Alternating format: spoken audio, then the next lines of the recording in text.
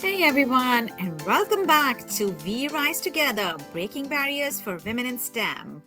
I'm your host, Geetika Tiandon, and today we're getting real about something many of us struggle with job searching. Whether you're starting out, feeling stuck, or thinking about making a pivot, this episode is packed with guidance you can really use. I'm joined by the amazing Reanette Etzler, an experienced HR coach who helps women take control of their careers, build powerful resumes, and negotiate the salaries they deserve. Let's jump in. Hi, Reanette. I'm so Hi, excited you're here. Getzler. It's nice to So, talk to you. let's kick things off with you introducing yourself. Why don't you tell us a little bit about yourself? Yeah, I'm Reanette Etzler. I call myself the strategic HR coach, and my focus really is about strategy. We go about our day-to-day details so regularly, like the transactional items, but what about the transformational items? And I know we'll talk about that today when it comes to building confidence when people are going out into the job market. I've been in HR for over 30 years. And I started my own business coaching women and HR professionals regarding their career, being more strategic in their roles, probably about 15 years ago. And so I'm really looking forward to talking about some of this with you today and how we can help women to kind of navigate where they're at in the job market right now. Awesome, awesome.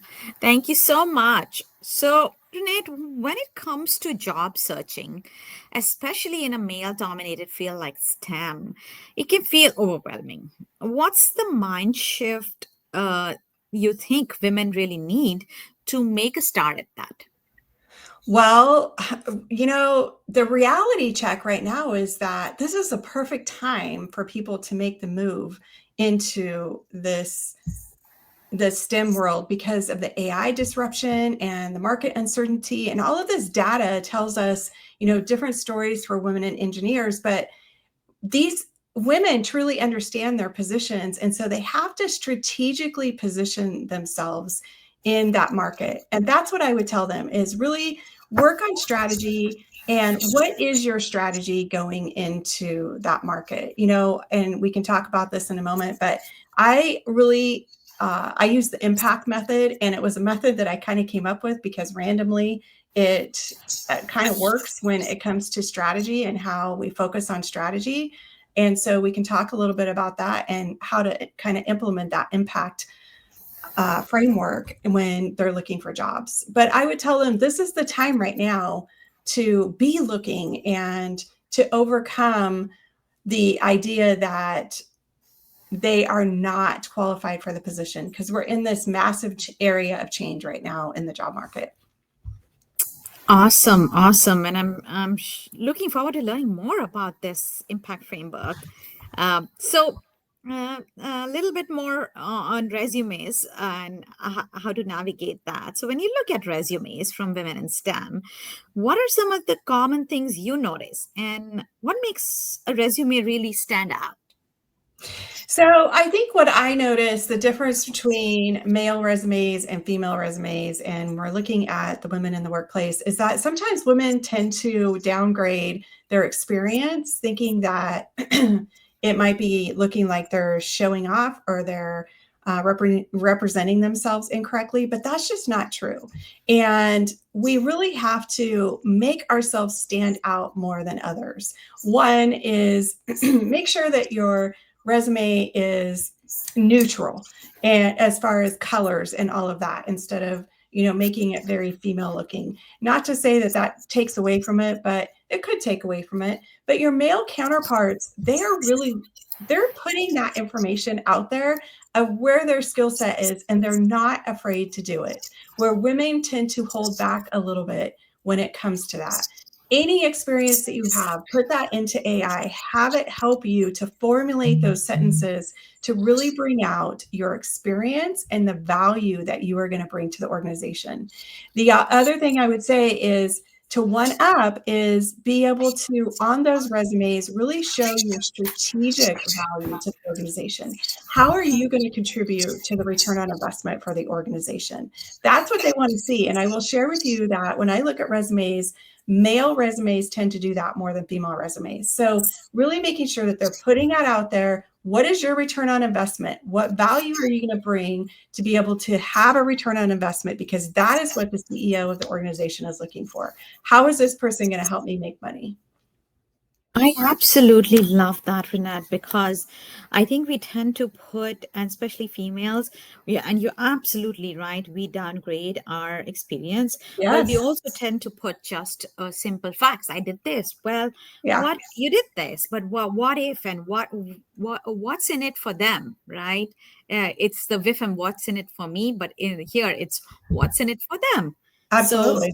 I love that tidbit. So, in that same realm, you always hear people say, tailor your resume.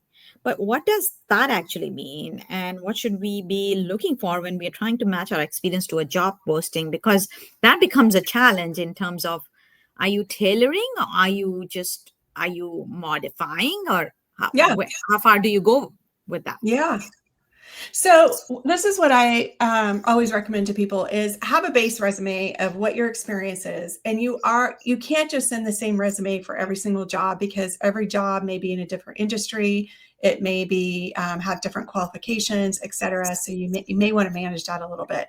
I think right now, one of the things that I have recommended to people is take your resume, take the job description or the job posting, put that into generative AI and ask it, where are the gaps showing the most in your resume? And so then maybe you would make some adjustments based on that. Now, I don't want AI to write your resume for you because I want it to help you with your words to write. It needs to be a partnership that you have with AI, but it can really add value to do that because it'll say, here's the gaps in your resume. So then you go back and you make some maybe changes in your resume because most of the time when they're posting a job, so for example, I just posted a job and one of the things we really, really needed in someone was leadership skills. We need somebody that has management experience and understands finance. And so we had to emphasize that that's what we're looking for in the executive director. So when someone's posting a job, typically they're posting with those top demands that they have for the position. So make sure that your resume is aligning with that. And AI is a great tool to help people to align that. And then AI can say, well, here's your gaps. Here's some suggestions. You can redo your resume and then put it back in and see if it aligns a little bit more. It's just like LinkedIn, when we go on LinkedIn and it tells you what jobs match up to you, what experience you have and all of that. And you're looking at it and it's saying, here's the areas that you're not matching up. And you're like, wait, I have experience there. It's just that I'm only allowed so many options to choose from. So choose those options that are most focused on that job description or the job posting. And so that's what I would say about, kind of managing your resume and alter it based on the position that you're applying for. Absolutely wonderful. Thank you for that. And yes, oh, I get so many resumes every day where they Yeah. they have the skill set, but they haven't been able to express it and Yes. tailored it. So yeah. Yeah. So another one that we are let's tackle this one, and it's a big one. Bias. It's not Yeah. always obvious, but we know it's there. Yeah. Um, what are some of the ways women can spot bias in the hiring process and respond without shrinking? I think that what we have to do is, I remember a long time ago, I was talking to this woman and she was really upset about some things that were going on. And she was doing a lot of things in a man's world. And I told her, I said, unfortunately, sometimes women have to try 2, 3 times harder than a man to do something.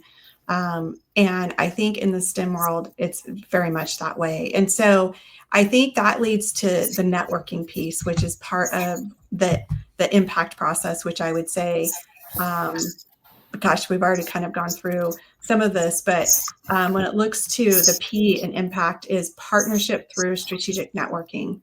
And so the more that we can network with other individuals that know who we are, male counterparts, female counterparts that can help us get our name out into that industry, then that will release some of the bias that's happening because now they're getting real world.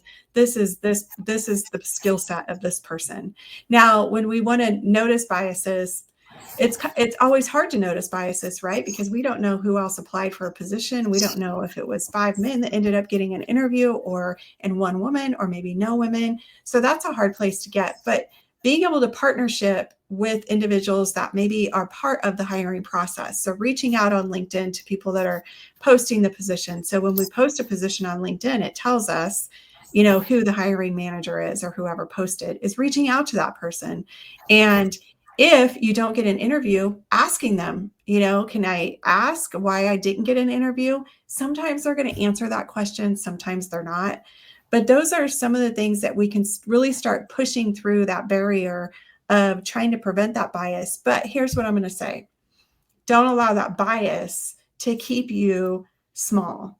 You allow that bias to make you bigger and make you work, more to make those strategic partnerships and networking, so that it doesn't continue to happen. Because the more I think we push through those barriers, the more we're going to break down the bias, and that it's not allowed to happen anymore. Because then they're thinking, oh, these women are really pushing through. They're going to the hiring manager, they're really networking, they're partnering, they're working twice as hard as a male counterpart in these situations. And so the more we can push through that and make ourselves bigger because of it rather than smaller, I think that's an important mindset to have. Absolutely. And yeah, I wouldn't have thought of that, but that strategic networking could actually help with bias. So that's a really tidbit I'm going to carry. And I'm going to I often talk to my daughter about it, who talks about bias in the media industry that she is in. So that's good to know, actually. Yeah, strategic networking is a really, it's a hard thing to do for some people, but it's right with LinkedIn. If you really get connected on LinkedIn, even through messaging or reaching out to different people and just saying, "Hey, I'm on your radar," it makes a big impact. Awesome. Awesome. Okay, Renette, let's move to interviews.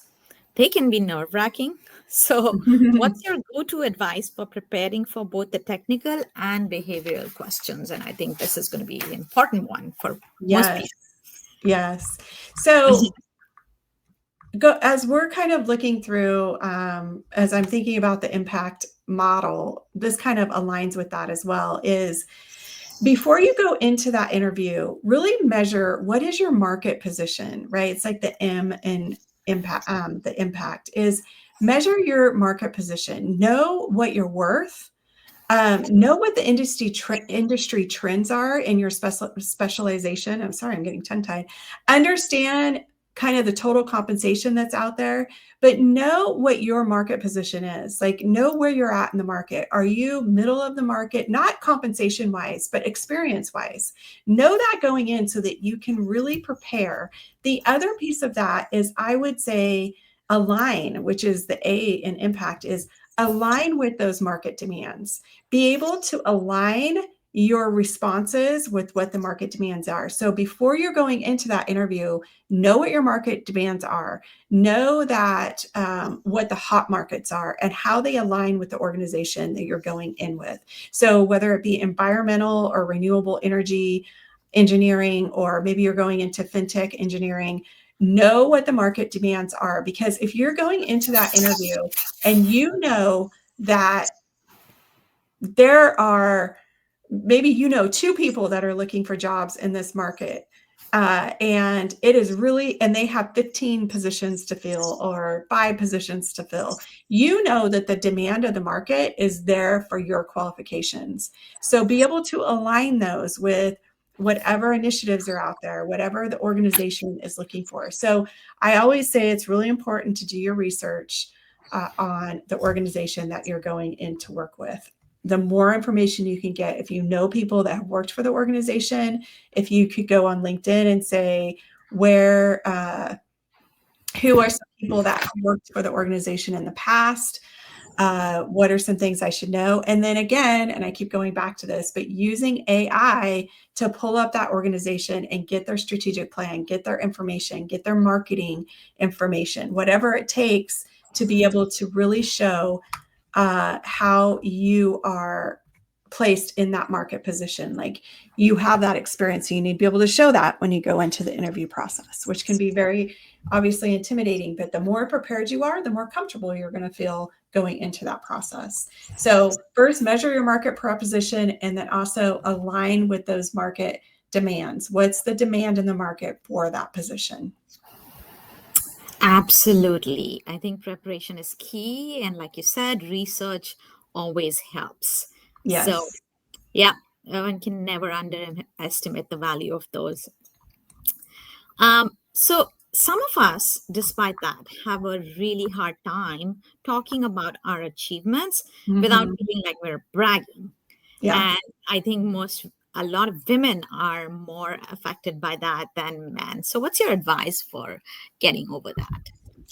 The two pieces of advice I always give somebody, and this one aligns with exactly what you're asking, but I also want to throw this other one out there real quick, is if you're interviewing within a company that you already work for, you have to walk into that interview like you've never interviewed with them before and they don't know who you are. That's the biggest mistake that I see people do is they walk into an interview where they already work and they're trying to get a promotion or move to a different position and they're kind of, oh, well, I do the X, Y, and Z, and and I do this, and so their interview ends up being like 20 minutes long versus an hour. The second piece of that is we have to walk in with that mindset that this is our time to brag about ourselves. So prepare for that bragging beforehand. What are the top 3 things that I have done that I am the most proud of, that I am going to insert into this interview process? And maybe it's more than that. Maybe there's 5 things that you're really proud of, but really having those 3 things that I am going to brag about this. I am really good with this. I am really good with X, Y, and Z. And yes, I think sometimes women get fearful of being overconfident or, like you said, bragging about themselves, but that is what an interview is for. It is for us to step in and brag about ourselves. And remember, if you're not bragging about yourself, someone else is bragging about themselves and they are more likely to get the position. So if we can put that into our mind when we walk in, that this is very uncomfortable for me, maybe it's uncomfortable for some, very uncomfortable, but you're stating facts. You're not necessarily bragging about yourself. You're stating facts about the experience that you have for the organization and the value that you're going to add. How else are they going to find that unless you brag about themselves yourself? They're not going to find that out unless you brag. So I really want women to really go in with that mindset, like walk into the door of that organization and you open that door. And before you walk in, you kind of, you know, put your hand forward like you're letting someone else in the door and you say, confidence, go before me. And you walk into that interview and you make it happen. Awesome. I love that. I love that tidbit on confidence before me, Uh-huh. because all of us need that companion all the time. Yeah.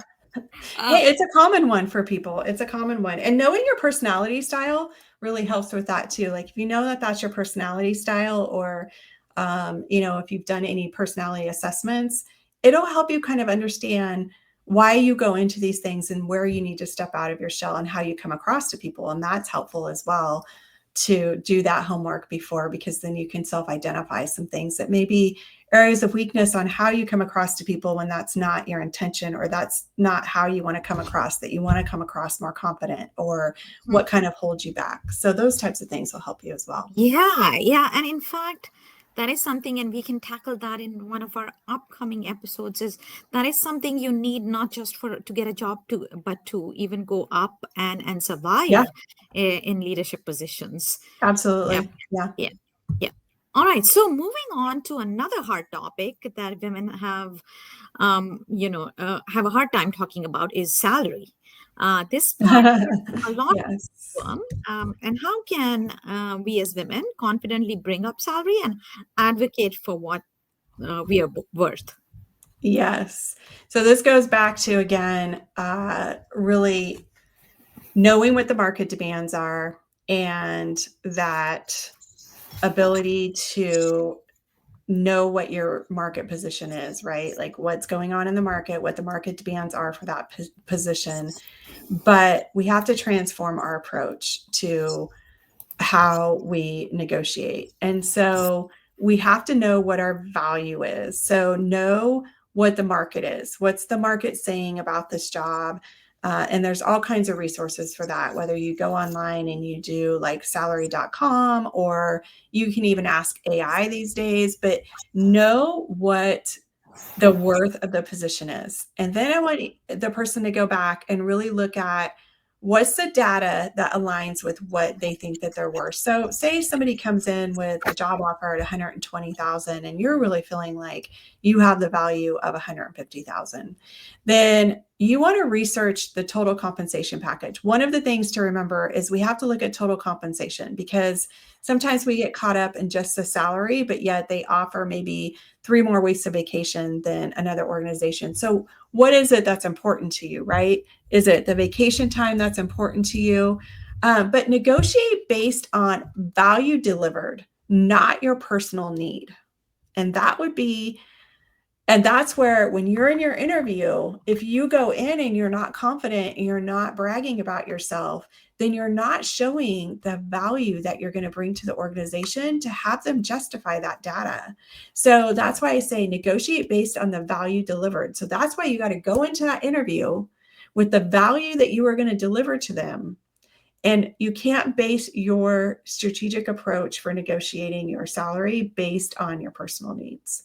And then ask about growth trajectory. So not just the current role. You want to show them like you're in this for the long haul. You're not in this just for 1 year to get the experience and then go and do something else. So one of the best times to negotiate is when you have more than one offer, obviously, or approaching the final rounds of interviews with other companies.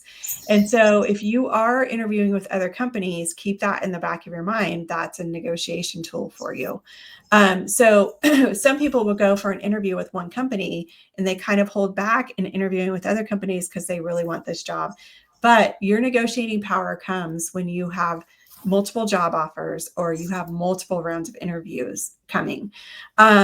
The hiring manager will likely be selective over how they use the budget, focusing on quality hiring over quantity hiring. So say if they have 2 positions available, they may decide to hire somebody at a higher salary and not hire an additional person. So, and then sometimes companies can be pickier because they are paying for the right talent versus just trying to fill a position based on the specific problem. So the long game on salary is this, is structured career progression plans. So female engineers have a clear route into senior roles. So making sure that you have a clear route into a senior role, and look for companies that are actively working on advancement pathways, not just those that are talking about diversity. And so what are those pathways that you're going forward? And so taking all of that information and putting it into, okay, this is the value that I can provide. This is what I believe my skill set is worth.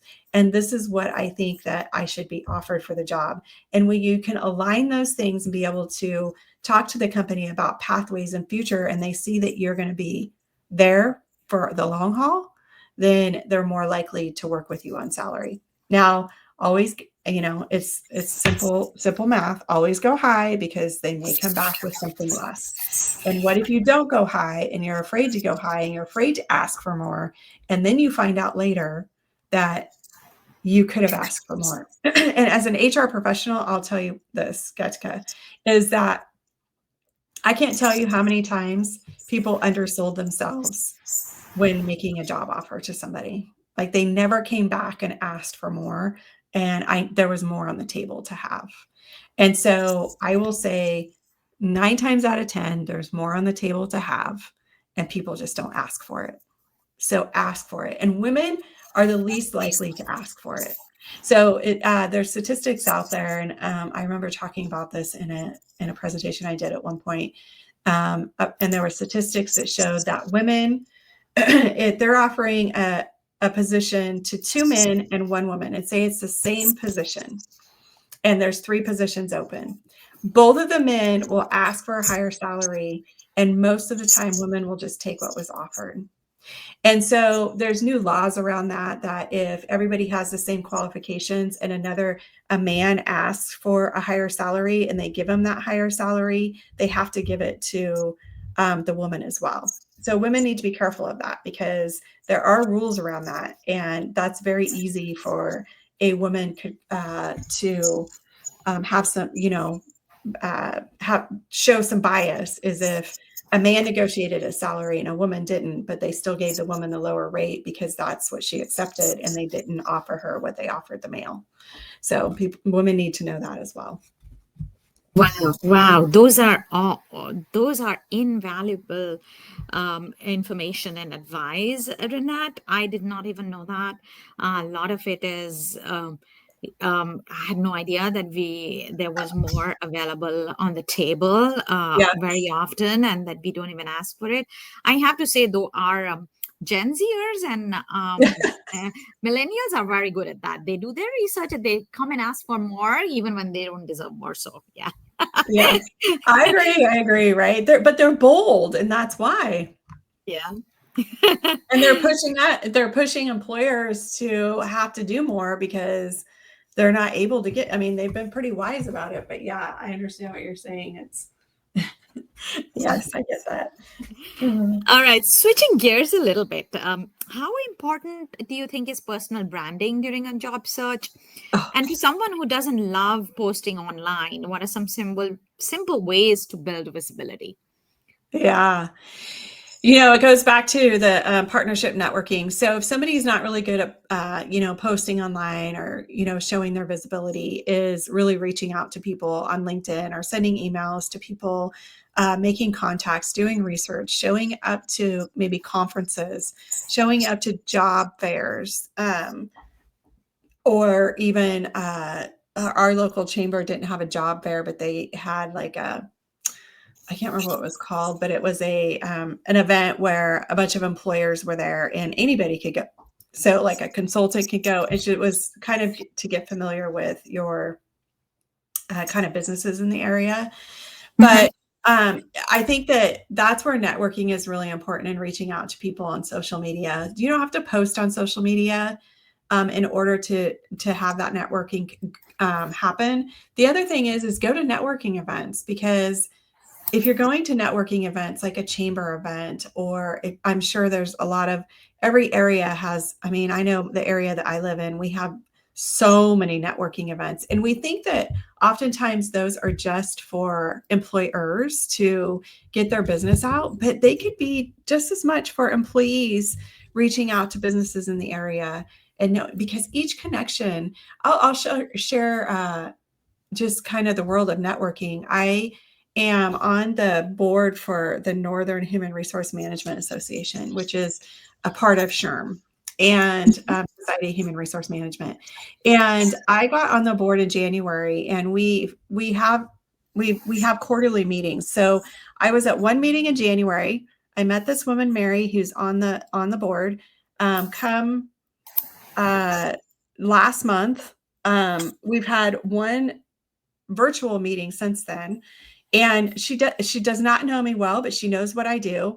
And through that, I ended up getting a very big consulting project because of her. So it's kind of just that networking. Like I talked to her, I kind of told her what I did for a living. And then small world, she ran into somebody that she's really close with, because she's on a board with somebody and they were looking for somebody to do some HR consulting for them. And then here it is. Like, that's how networking works. And so even going to networking events where there's employers there, I think those are important, because it can get you in front of people that may say, oh, I know somebody was looking for a job. Let me connect you with them.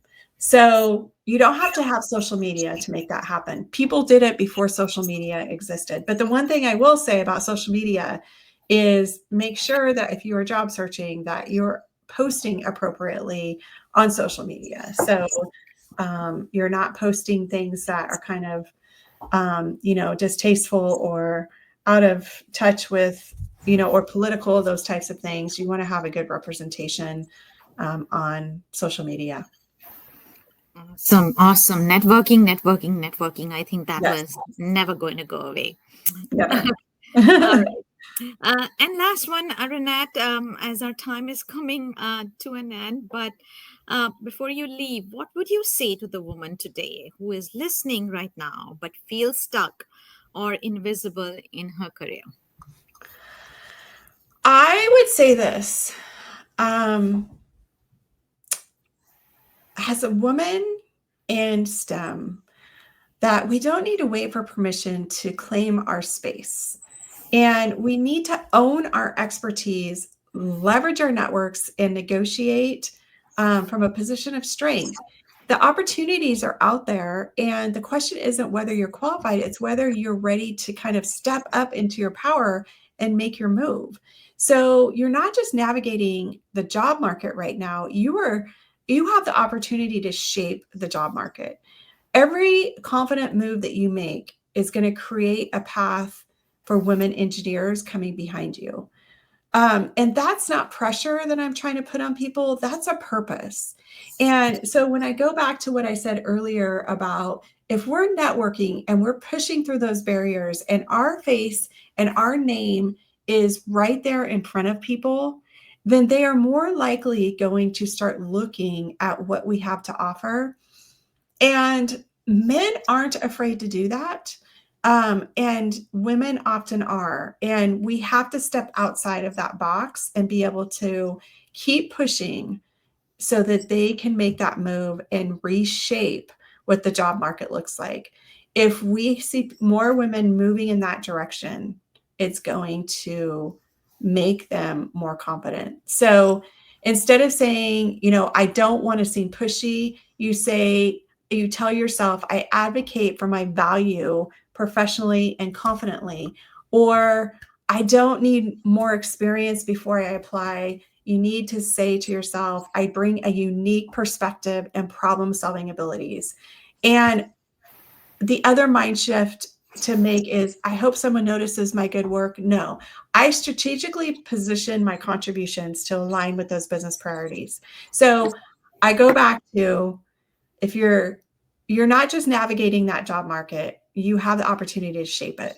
So that's your purpose in what you're doing today. Absolutely. This has been so awesome, Renat.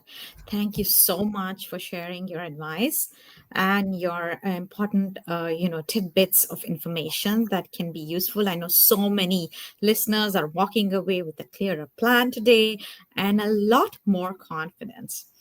And to Thank you so much everyone, for having me. I yes, appreciate being able to have this opportunity to talk to your industry and, be able to hopefully help women get outside of that box. thanks, Renat. And to everyone tuning in, don't forget you're allowed to take up space, ask for more, and build the career you deserve. If this episode helped you, share it with a friend, subscribe, and leave us a review.